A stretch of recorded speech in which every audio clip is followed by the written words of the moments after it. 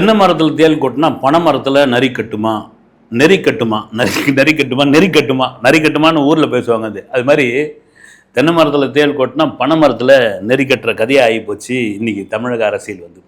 அதுக்கு மிக முக்கிய காரணம் என்னென்னா, தாவேக்கானுடைய தலைவரும் தமிழகத்தினுடைய சிஎம்ஐ விஜயுடைய வெற்றி, அந்த வெற்றியை தாங்க முடியாத ஒரு கொதிப்பு, அதனுடைய வெளிப்பாடு தான் இருக்கிறவங்க பூரா கட்சியை ஆரம்பிச்சுக்கிட்டே இருக்கிறாங்க.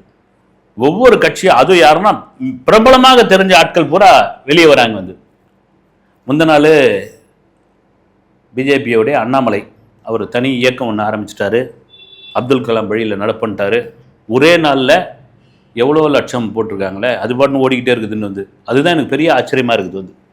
அந்த வெப்சைட்டுக்குள்ளே போய் ஒரு கிளிக் பண்ணால் அது யார் வேணாலும் போய் கிளிக் பண்ணலாமே. அதில் என்ன இருக்குது, உடனே அதில் இவ்வளோ ஒரே நாளில் 75 லட்சம் பேர், ஒரே நாளில் 85 லட்சம் பேர் போய் வெப்சைட்டுக்குள்ளே போய் கிளிக் பண்ணுறது என்ன இருக்குது. இப்போ நீங்கள் தாவேக்காவில் கூட உறுப்பினர் சேர்க்கை பண்ணாங்க, அதுக்கே கடுமையான விமர்சனங்கள் இருந்தது. ஆனால் மிக மிக தெளிவான உறுப்பினர் சேர்க்கைங்க நான் ஆரம்பத்திலே நான் சொல்லியிருந்தேன், உறுப்பினர் ஆகணும்னா நீங்கள் உள்ள வெப்சைட்டுக்குள்ளே போயிட்டு உங்களுடைய ஓட்டர் ஐடியை கொடுத்து உங்களுடைய ஃபோட்டோவை அப்லோட் பண்ண பிறகு தான் உறுப்பினர். எவ்வளோ ப்ராசஸிங் இருக்குது, உறுப்பினர் ஆக முடியும். இவ்வளோ ப்ராசஸிங் இருக்கிற அந்த தாவேக்கா அந்த உறுப்பினர் ஆகலாம்ன்ற அந்த அறிவிப்பு வந்த உடனே 50 லட்சம் பேர் இணைஞ்சாங்க. ப்ராசஸிங் பாருங்கள். நீங்கள் மற்ற கட்சியெலாம் 2-3 கட்சியெலாம் கூட இருந்தது, பிஜேபிலாம் கூட இருந்தீங்க, ஃபோனில் போய் மிஸ்டு கால் கொடுத்தீங்கன்னா உறுப்பினர் ஆகலாம் அப்படின்னு. எவனப்பா ஃபோனை வச்சுருந்து தூக்கிட்டு இருந்தாங்கன்னா அந்த ஃபோனை வாங்கி ஒரு மிஸ்டு கால் அடிச்சு விட்டா உறுப்பினர். இப்படிலாம் இருந்த காலகட்டங்களில் தாவேக்கா மிக நேர்த்தியாக அதை தாங்க அப்போ என்ன பண்ணாங்க, கேலி பண்ணாங்க. அதை ஏன் ஆன்லைனில் உறுப்பினர் ஆகலாமா, என்னங்க இது வேடிக்கையாக இருக்குது. அதுவும் பார்த்தீங்கன்னா 15 நாளில் 1 கோடி பண்ணிட்டு வந்துட்டாங்க, 20 நாளில் 2 கோடி பேர் வந்துட்டாங்க. அப்போ என்ன, பக்கத்து ஸ்டேட்டில் ஆந்திராவிலையும் கர்நாடகாவிலையும் கேரளாவில் இருக்கிறவங்களாம் உறுப்பினர் ஆகிட்டு நீங்கள் இங்கே நடிக்கிறீங்களா விஜய், இந்த உறுப்பினர்லாம் ஃபேக் உறுப்பினர் இதெல்லாம் ஓட்டா மாறாது அப்படிலாம் கேலி பண்ணாங்க. ஆனால் நான் சொல்கிறேன், இந்த சமூக ஊடகங்களை, இந்த விஞ்ஞானத்தை மிக நேர்த்தியாக இந்த 2025-26 பயன்படுத்தின ஒரே கட்சி தமிழகத்தில் தாவேக்கா தான். உண்மையாக சொல்கிறேன். இந்த சோஷியல் மீடியாவையும் இந்த டெக்னாலஜியை வச்சு அவங்க உண்மையாக அந்த கட்சியை வளர்த்தாங்க 2 வருஷத்தில். இது யாருக்குமே தெரியல.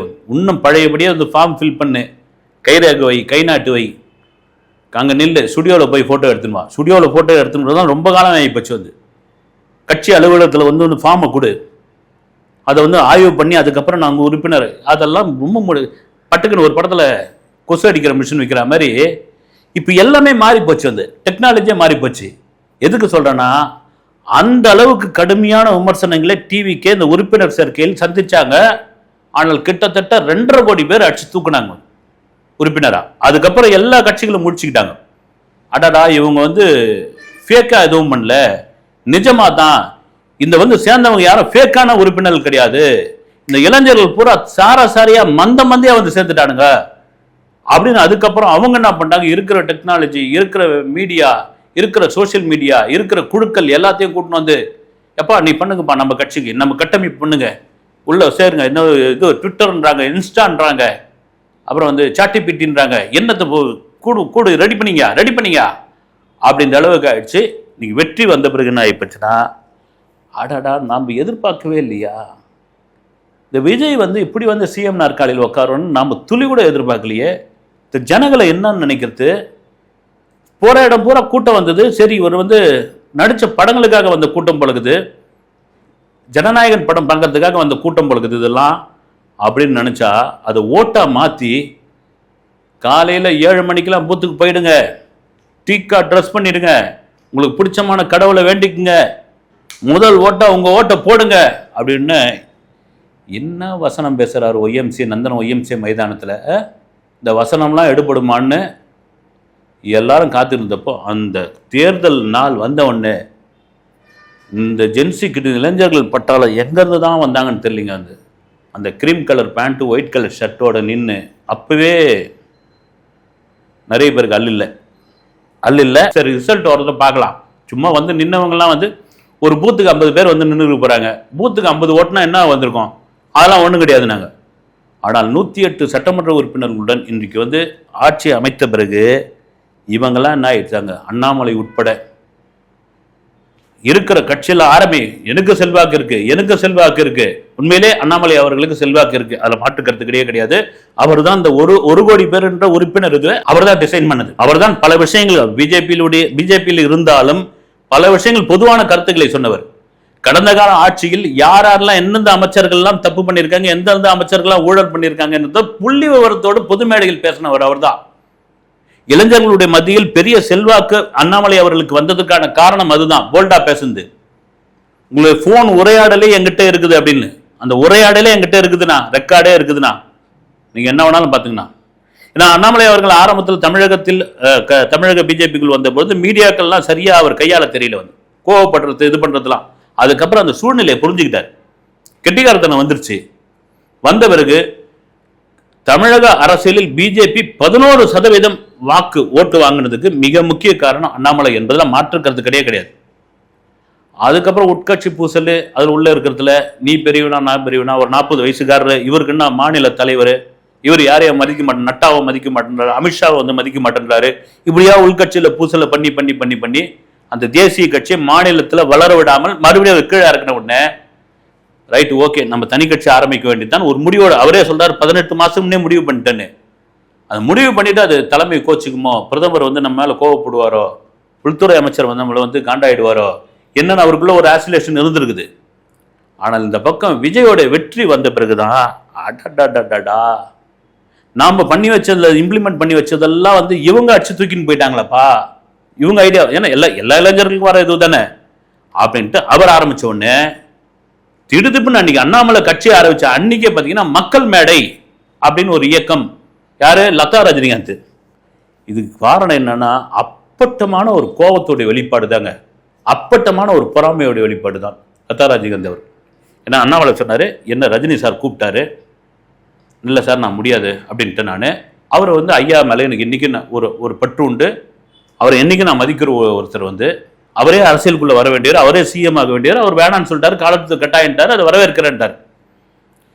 ரஜினிகாந்த் அவருடைய ஓட்டு அண்ணாமலைக்கு போயிட போதுன்றதுக்காக மக்கள் மேடை அப்படின்னு ஒரு இயக்கத்தை அறிவிச்சா அப்படியே வந்துருமா அந்த வாக்கு? நான் வந்து திருமதி லதா ரஜினிகாந்த் அவர்களை கேட்குறேன். நான் நீங்கள் இதுக்கு முன்னாடி எத்தனையோ அந்த என்ஜிஓஸ்ன்னு வாங்க இல்லைங்களா, அது மாதிரியான இது வந்து அமைப்பு வச்சிருந்துக்கிறீங்க. அதில் எத்தனை பேருக்கு நலத்திட்ட உதவிகள் பண்ணீங்க எதுன்ட்டு அதெல்லாம் அதுக்குள்ள ஆராய்ச்சிக்கெல்லாம் போக விரும்பல. ப்ரெஸ் மீட்லாம் கூட அட்டன் பண்ணியிருக்கிறோம், வந்து அதில் ஒரு ப்ரெஸ் ரிலீஸ்லாம் கொடுப்பீங்க, அந்த ப்ரெஸ் ரிலீஸே ஏற்ற முடியாத அளவுக்கு இருக்கும், வந்து அதெல்லாம் அதுக்குள்ளெல்லாம் போக வேணாம். ஒரு என்ஜிஓ தேவைப்படுது, பல என்ஜிஓக்கள், அதில் நலத்திட்ட உதவிகள், தையல் மிஷின் கொடுத்தேன், அந்த மிஷின் கொடுத்தேன்னு வரும். அதெல்லாம் மீறி உங்களுடைய பள்ளிக்கூடம் ஒன்று இருக்குல்ல, ஆசிரமம்னு ஒரு பள்ளிக்கூடம், அந்த பள்ளிக்கூடத்தில் எத்தனை ஏழைங்களுக்கு நீங்கள் வந்து இலவசமாக சீட்டு கொடுத்துருக்கீங்க? எத்தனை ஏழைங்களுக்கு? நான் இது ஒருத்தர் கேராஜன் ஒருத்தர் இறந்து போயிட்டார். அவர் வந்து காமராஜர் மெட்ரிகுலேஷன் ஒரு பள்ளி, அவர் சொல்லுவார், அப்படியே வருவாங்க இந்த மீன் வியாபாரம் பண்ணுறவங்க, தெருவில் பூ வியாபாரம் பண்ணுறவங்களாம் வருவாங்க, இந்த வருஷத்துக்கு ஃபீஸ் எவ்வளோப்பா அப்படின்னு கேட்பாங்க. நான் ஒன்று சொல்லுவேன், என் கையில் எவ்வளோதாங்கம்மா இருக்கிறது கொடுத்துட்டு போய் பசங்களை சேருமா, அந்த பிரின்சிபாலை கூப்பிட்டு சேர்த்து விடுங்க அப்படின்வான். இது எப்படி இருக்குது பாருங்கள். வந்து இல்லையா கையில் இல்லையா எடுத்துமே சேருமா, பரவாயில்ல சேருமா, நீ மாநகராட்சி பள்ளியில் வேணாமா, நம்ம இதில் சேருமா நீ அப்படின்னு.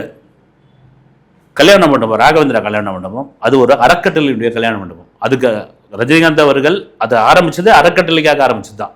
வருஷத்துக்கு ஒரு 80 திருமணங்களை அதை வந்து பண்ணிக்கலாம் அப்படின்னு இலவசமாக.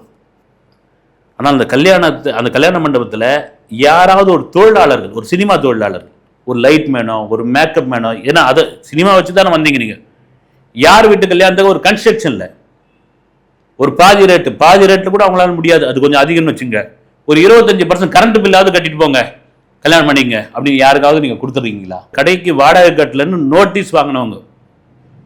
அப்புறம் மறக்க முடியாத ஒரு சம்பவம் இருக்குது சாமி, வந்து ரஜினி 25, அது ரஜினிகாந்த் அவர்களே விரும்பலை, ரஜினி 25ன்னு இந்த பாபா சமயத்தில் ஃபிலிம் சிட்டி தரமணியில் ஒரு ஆமக்களம் பண்ணுங்க பாருங்க, ரஜினி ஸ்டிக்கரு, ரஜினி தொப்பி, உள்ளே போகிறதுக்கு ஒரு என்ட்ரன்ஸு, உள்ளே போகிறதுக்கு ஒரு காசு, வெளியே வர்றதுக்கு ஒரு காசு, நின்னா ரஜினி, அந்த பக்கம் ரஜினி, ஜூனியர் வீடனில் தான் கவர் ஸ்டோரியில் விட்டு கிழின்னு கிழிச்சிருந்தாங்க, வச்சு வெளுன்னு வந்தாங்க. அப்பெல்லாம் இந்த மாதிரி மீடியாக்கள் அவ்வளோ கிடையாது. போட்டு ரஜினியை வைத்து மிகப்பெரிய வியாபாரம் பண்ணியிருக்கிறார்கள். இத்தனை கோடி இவங்க அடிச்சிருக்காங்க. ரஜினி ரசிகர்லாம் பாவம், அவங்கள விட்டுருங்க அப்படின்ற அளவுக்கு. அது அப்புறமா அதை படிச்சுட்டு மைசூர்லேயே அங்கேருந்து படிச்சுட்டு அவர் கிட்டத்தட்ட கோவப்பட்டு ஏன் அப்படிலாம் பண்ணுறீங்கன்னு அதை பற்றிலாம் காதிலே வாங்கணும். ஒரு கடை, ஒரு மாநகராட்சியில் கடை ஒதுக்கியிருக்காங்க. நம்ம வீட்டு வரி கட்டுங்க, கடை வரி கட்டுங்கன்னு ஒரு 4 முறை தகவல் சொன்னாலே 5வது முறை மிடில் கிளாஸ் மைண்ட் அப்படி இருக்குன்னா, ஏமா 5 முறை வந்துட்டாங்க, நான் நகராட்சியிலேருந்து வந்துட்டாங்க, அதை கட்டிடுங்க, பாதி தொகையாவது கட்டிடுங்க, மறுபடியும் நிற்கிறாங்க, இதுதாங்க. ஆனால் அது கட்டாமல் அதுக்கு ஒரு நோட்டீஸ் கொடுத்து அந்த நோட்டீஸ் எதிர்த்து வழக்கெல்லாம் கூட நடந்ததாக ஒரு தகவல்லாம் இருக்குது. ஆனால் இன்றைக்கி பார்த்தீங்கன்னா மக்கள் மேடை அப்படி. ஏன் காரணம்னா விஜய் மீது உள்ள காண்டு தான். விஜயே அரசியலுக்குள்ளே வந்துட்டாரு அப்படின்னு. இதெல்லாம் சூப்பர் ஸ்டார் ரஜினிகாந்த் அவருக்கு தெரியுமா தெரியலையான்னு தெரியல. இதெல்லாம் அவர் பெரும்பாலும் இதை தடுத்து நிறுத்த மாட்டார், அவர் இது சொல்ல மாட்டார். அவர் ஊட்டியில் இருக்கார், அவருடைய சுயசரிதை எழுதிட்டு இருக்காங்க. அது விரைவில் புத்தகமாக வரப்போகுது, மிகப்பெரிய அளவில் ஒரு புத்தகமாக வரப்போகுது. அதுக்கான வேலையெல்லாம் நடந்துகிட்டு இருக்கு. எதுக்கு சொல்ல வரேன்னா, இவ்வளோ நாள் அண்ணாமலை சும்மா இருந்தார், இவ்வளோ நாள் லாரன்ஸ் சும்மா இருந்தார், இவ்வளோ நாள் லதா ரஜினிகாந்த் சும்மா இருந்தாங்க. ஆனால் விஜய்னு ஒருத்தர், தாவேக்காவுடைய தலைவர் ஒருத்தர் இங்கே ஆட்சி கட்டில் உட்காந்து முதலமைச்சர் ஆனது அவர் என்ன குறுக்கோயிலில் வந்துட்டாரு, அவர் என்ன ஏமாத்திட்டு வந்துட்டாரா, அவர் என்ன நீங்கள் நிறைய பேர் சொல்லியிருந்தாங்களா ஓட்டு மிஷினை மாற்றி போட்டார் அப்படின்னு. ஓட்டு மிஷினுக்கும் விஜய்க்கு என்னங்க சம்மந்தம்? ஓட்டு மிஷினை குளறுபடி பண்ணிட்டு வந்துட்டாரு. அது கொஞ்ச நாள் சொல்லியிருந்தாங்க. இந்த சின்ன பிள்ளைங்கள்லாம் ஏமாற்றி இந்த தாத்தா பாட்டிங்கள்லாம் விஜய் அங்கிளுக்கு தான் ஓட்டு போடணும், விஜய் அங்கிளுக்கு தான் ஓட்டு போடணும், இல்லைனா சோறு தின்ன மாட்டேன், இல்லைனா பால் குடிக்க மாட்டேன் அப்படின்னு அவங்கெல்லாம் அடம்பிடிச்சு குறுக்கு வழியில் குழந்தைங்களை வச்சு ஆட்சி பிடித்தீங்க இப்படிலாம் சொல்லிட்டாங்க. அதெல்லாம் ஒன்றும் கிடையாதுங்க. மக்கள் ஒரு மாற்றம் தேவை அப்படின்னு விரும்பினாங்க, அதுதான் உண்மை. காலங்காலமா திமுக அதிமுக அதிமுக திமுக இதே இருந்துகிட்டு இருக்கு. ஒரு புதுசா ஒருத்தர் வராரு, என்னதான் புதுசா பண்றாரு, என்னதான் மக்களுக்கு நன்மை பண்றாரு பார்க்கலாம். மிக முக்கியமாக இளைஞர்கள் மத்தியில் ஒரு அரசியல் எழுச்சி ஏற்பட்டுள்ளது. எப்படி ஒரு பங்களாதேஷ்ல, ஒரு நேபாளில, ஒரு இலங்கையிலும் இந்த ஜென்சி கிட்ஸ் மத்தியில் ஒரு அரசியல் எழுச்சி ஏற்பட்டதோ அதே போல ஒரு அரசியல் எழுச்சி ஏற்பட்டுள்ளது. அந்த அரசியல் எழுச்சியினுடைய விளைவுதான் தாவேக்காவுடைய வெற்றி. அதுதான் விஜயோடைய சிஎம் உட்கார்ந்தது. இதெல்லாம் தெரியாம அவரே வந்துட்டாரா சிஎம்மா, போடுறா ஒரு கட்சியை, இது மக்கள் இயக்கம், இது மக்கள் மேடை, இது நமது கட்சி, இது உங்கள் கட்சி, இது யார் கட்சி, ஆளாளுக்கு ஒவ்வொன்று. இன்னும் எத்தனை பேர் கிளம்ப போறாங்க பாருங்க. சினிமாவில இருந்தே கிட்டத்தட்ட இன்னும் 1/2 டஜன் பேர் கிளம்ப போறாங்களா. விஷால்லாம் சும்மா இருக்காரு, என்னன்னு தெரியல. அவர் ஏற்கனவே இது பண்ணிட்டு இருக்காரு. இப்ப அவர் ஒரு பக்கம் நான் ஆட்சி பிடிச்சே தீருவேன், நான் தமிழகம் முழுக்க சைக்கிள்ல சுற்றுப்பயணம் செய்ய போகிறேன் அப்படின்ற அறிவிப்பு வந்தாலும் வரலாம். இதெல்லாம் மீறி ஏன் விஜய்னு ஒருத்தர் வந்தது உங்களுக்கு ஏன் இந்த இவ்வளோ பெரிய காண்டு?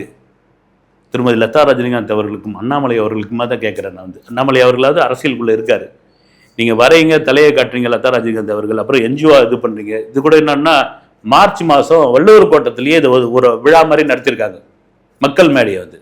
அதுக்கப்புறம் அது ஒன்றுமே காணோம். திடீர்னு அண்ணாமலை அறிவித்த உடனே விஜய் சிஎம் ஆன உடனே நாங்கள் சுமார் பண்ண இது புது கட்சி மாதிரி புது இயக்கம் மாதிரி ஒரு பிரகடனப்படுத்தியிருக்காங்க.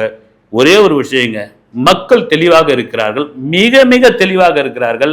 முன்ன மாதிரிலாம் நீங்கள் எப்படி ஒரு 45 வருஷத்துக்கு முன்னாடி பண்ண மாதிரிலாம் இப்பெல்லாம் ஒன்றுமே பண்ண முடியாது. உள்ளங்கையில் அவன் உலகத்தையே வச்சிருக்கிறான், இங்கே என்னென்ன நடக்குது மொத்தத்தையும் அவன் தெரிஞ்சு போகுது. அதனால இனி அரசியலை வைத்து ஏமாற்ற முடியாது, அது யாராக இருந்தாலும் என்பதுதான் அப்பட்டமான உண்மை. அடுத்த வீடியோவில் சந்திக்கிறேன். நன்றி.